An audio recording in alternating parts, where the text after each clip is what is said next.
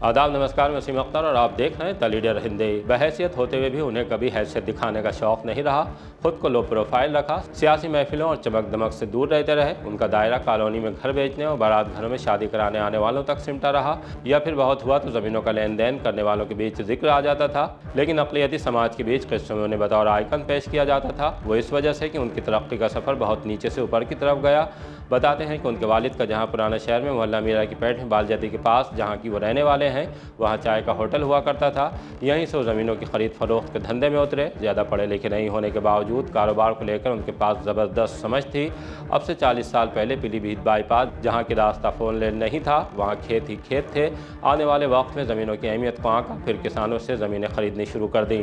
थोड़े पैसे देते थे और आगे के लिए एग्रीमेंट कर लेते थे। धंधे में हाथ साफ और ज़ुबान पक्की थी।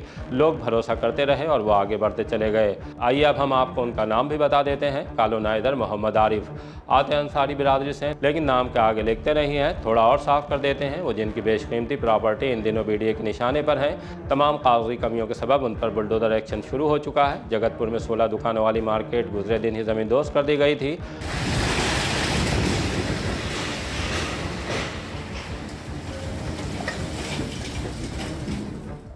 पीलीभीत बाईपास पर फ्लोरा गार्डन सटे कॉम्प्लेक्स को, जिसमें पीटर इंग्लैंड का स्टोर, मेकओवर ब्यूटी पार्लर और फर्नीचर शोरूम था, दूसरे दिन भी टूटता रहा। दरअसल उनके खिलाफ ये कार्रवाई 26/9 को जुमे पर हुए बवाल के बाद से तेज़ हो गई है। यही वो दिन था जब IMC प्रमुख मौलाना तौक़ीर रज़ा खान की कॉल पर भीड़ आई लव मोहम्मद का नारा लगाते हुए सड़कों पर आ गई थी। बवाल हुआ और उसके बाद रात में मौलाना फ़ाइक इनकलाब कॉलोनी में IMC के पूर्व जिला अध्यक्ष फरहत खान के आवाज़ से गिरफ्तार कर लिए गए। जिस कॉलोनी घर में मौलाना पहले नज़रबंद और फिर गिरफ्तार हुए, मोहम्मद आरिफ की ही है।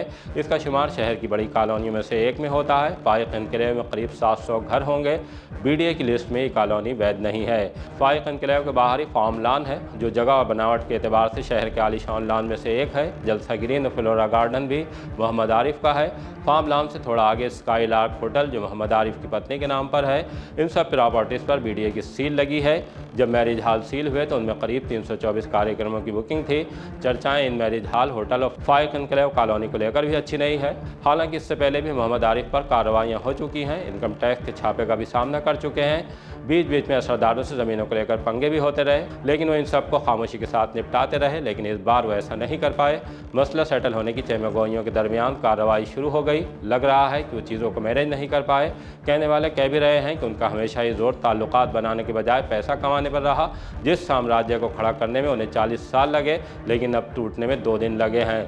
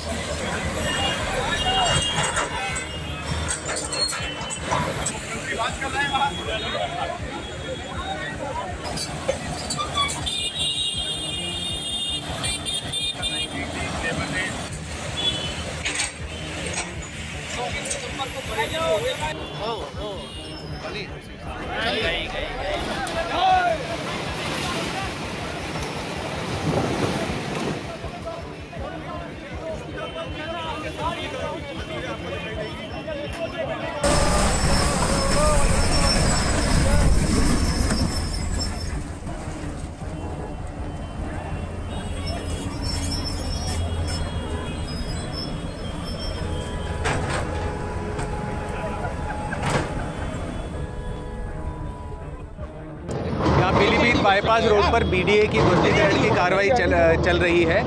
और इस कार्रवाई के दृष्टिगत सुरक्षा दृष्टि से कि यहाँ पर सुरक्षा का भाव रहे, और इसके लिए पुलिस फोर्स यहाँ पर डिप्लॉयड है। यहाँ पर SHO हैं, CO साहब यहाँ पर मौजूद हैं और पूरी तरीके से सतर्क दृष्टि बनाए रखे हुए हैं। यहाँ पर ये BDA द्वारा कार्रवाई की जा रही है। जो भी डिटेल्स हैं BDA द्वारा आपको दी जाएंगी। एक इसके खिलाफ सीलिंग का मुकदमा है, क्या उसमें भी जाँच हो रही है?